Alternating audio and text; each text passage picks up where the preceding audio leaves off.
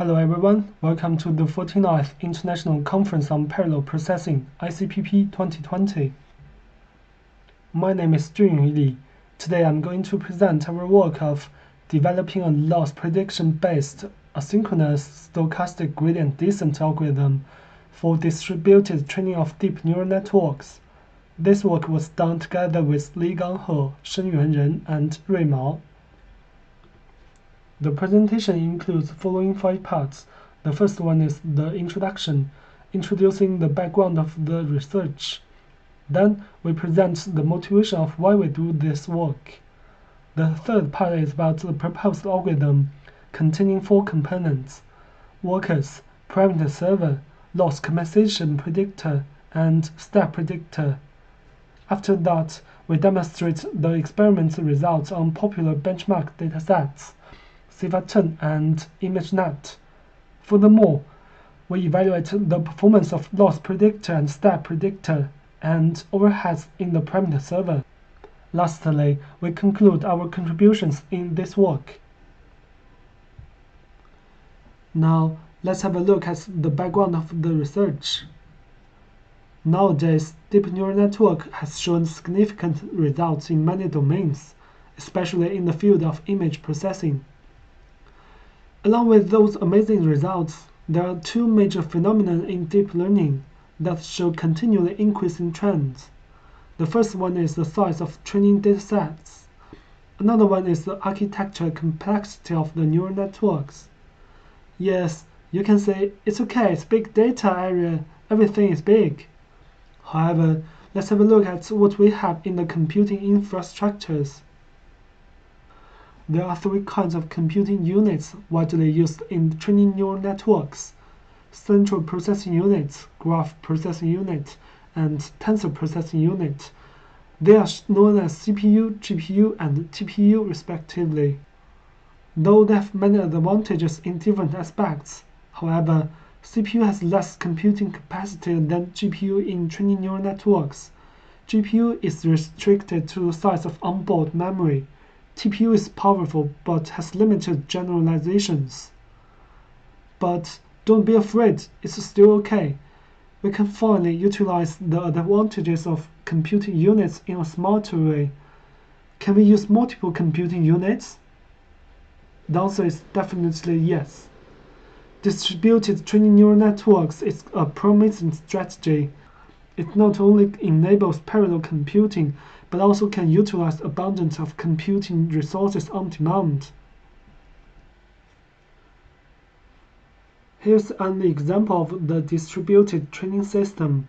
It includes a parameter server, hosting all the parameters of a neural network, for example, weights and biases. It also has a worker working for the parameter server. Each worker usually contains a number of computing units, such as GPU. It pulls parameters from the server, works out the result for the allocated job, and sends the result to the server to do an update. The number of workers can be adjusted upon demand. Even though we have the distributed training system, but we can't say it's perfect, let's dig into the training optimizers used in the system. Mostly, they are SGD-based optimizers. For example, SSGD, ASGD, and DCASGD. We know that SGD isn't designed for the distributed scenario. SSGD is an extended version of SGD. It enables multiple workers synchronously compute the gradient. However, the disadvantage of SSGD is the synchronous barrier, which means that if any worker is delayed due to any reasons, the global training process is then delayed. ASGD breaks the synchronous barrier. The workers are designed to work asynchronously. They just do their own jobs and communicate with the parameter server by themselves. The workers don't have to consider others' status. This looks good, isn't it? But the truth is not really. It also introduced a new problem, that is delayed updating. We will analyze this later. DCASGD is a remarkable work related to ours. It aims to solve the delay issue occurred in ASGD. Now let's see what the delay issue in ASGD algorithm is. Figure 2 illustrates ASGD weight updating procedures. Worker M obtains a version of the network WT and performs its local commutations. After worker M finishes the local commutations, it sends the gradient back to the parameter server to update the weight of the global network. However, while worker M performing its local commutation, other workers may have obtained a different version of network to complete their local commutations based on WT plus 1. It's different from the version that worker M obtained to calculate the gradients. The gradients calculated by worker M based on the weight WT will be used to update the weight WT plus tau rather than WT. This is the delay in updating the weights in ASGD.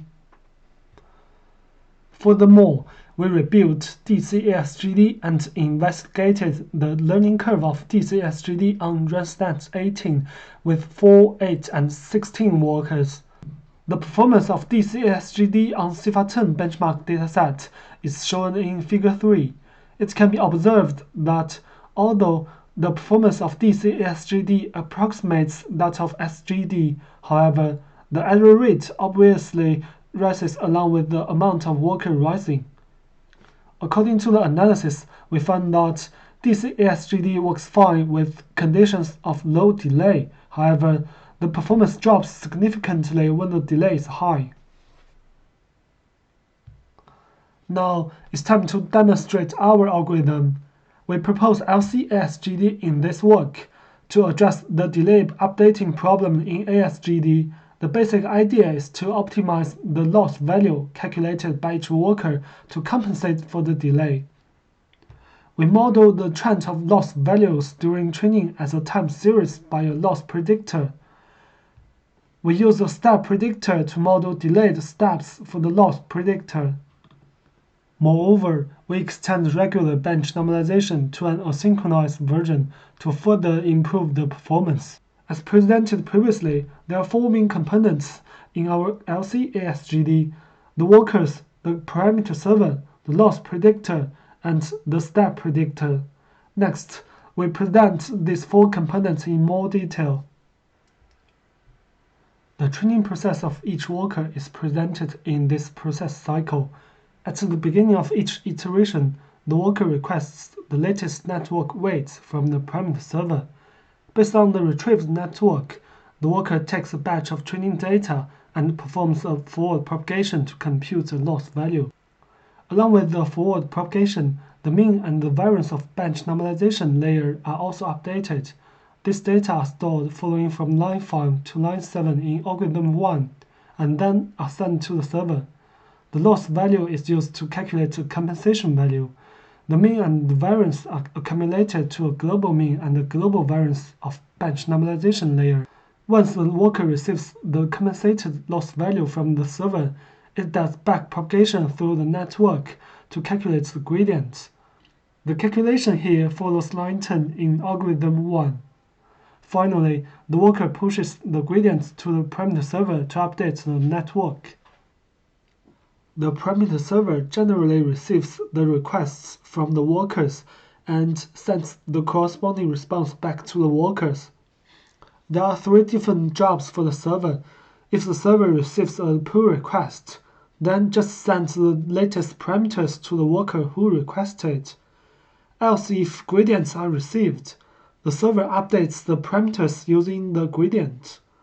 The most important case is when the server receives a loss value and the mean and the variance of the batch normalization layers.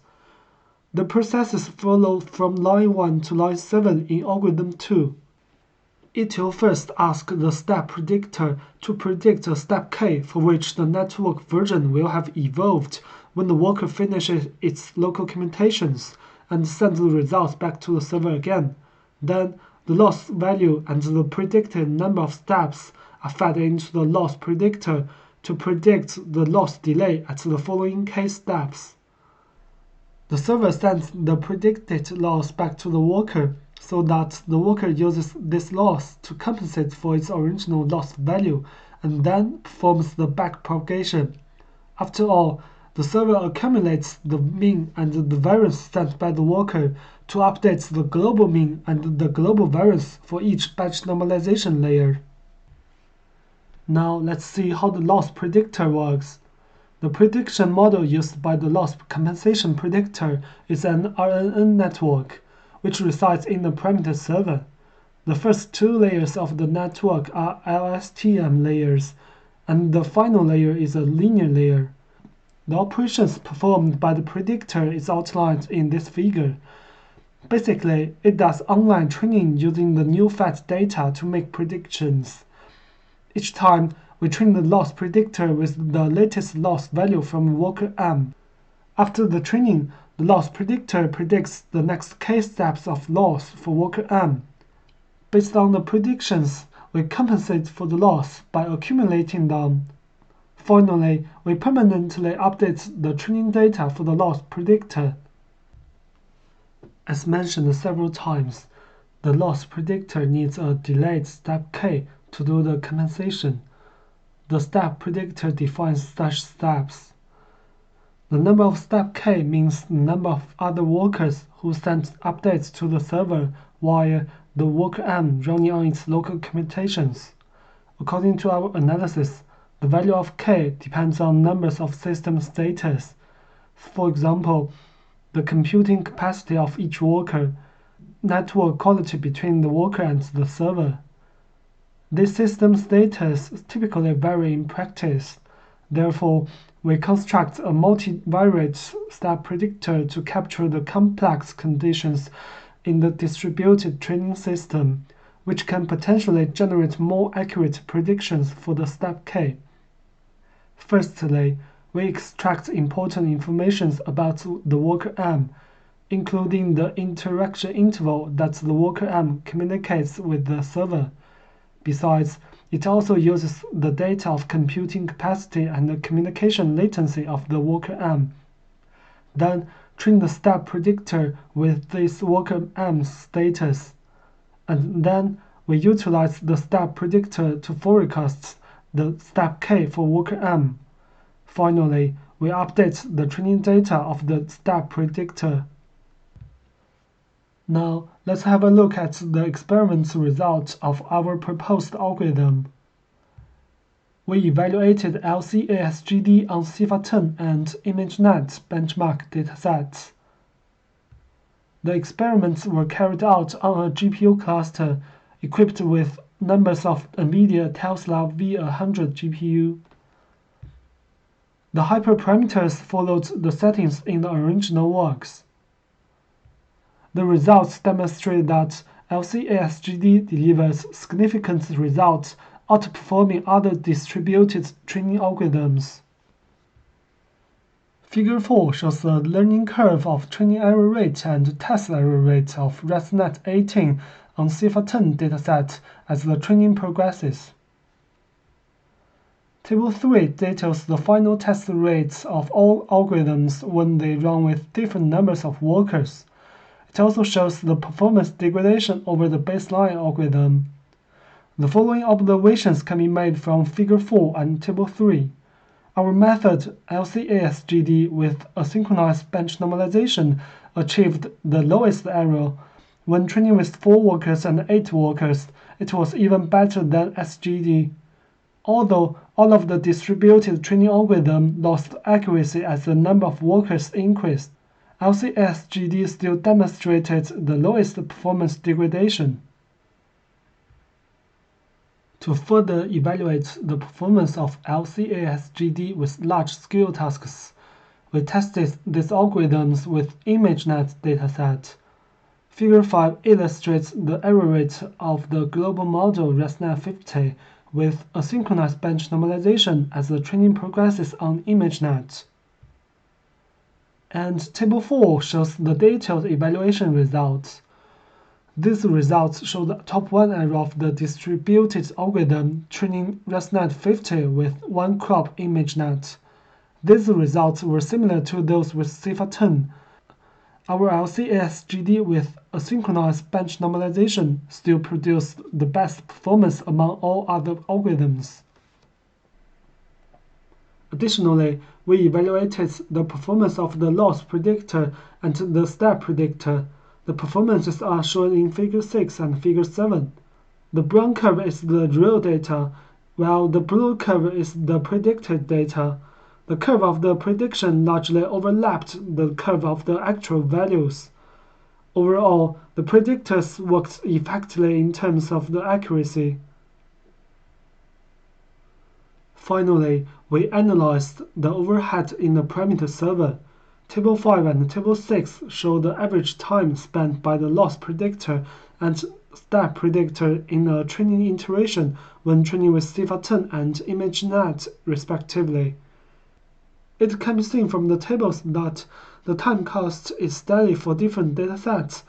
Also, the time cost increases slightly as the number of workers increases. Overall, the overhead incurred by the predictor is low compared with the training time. To sum up, in this work, we discussed 3 distributed training algorithms. We talk about the issues of synchronization barrier in SSGD, the delayed gradient updating in ASGD, the limitation of DCSGD. We proposed a novel distributed training algorithm with 4 components: the workers, the parameter server with a synchronized bench normalization enabled, the loss predictor, and the step predictor. Lastly, the experiment's results show that our LCSGD delivers outstanding accuracy compared with other algorithms.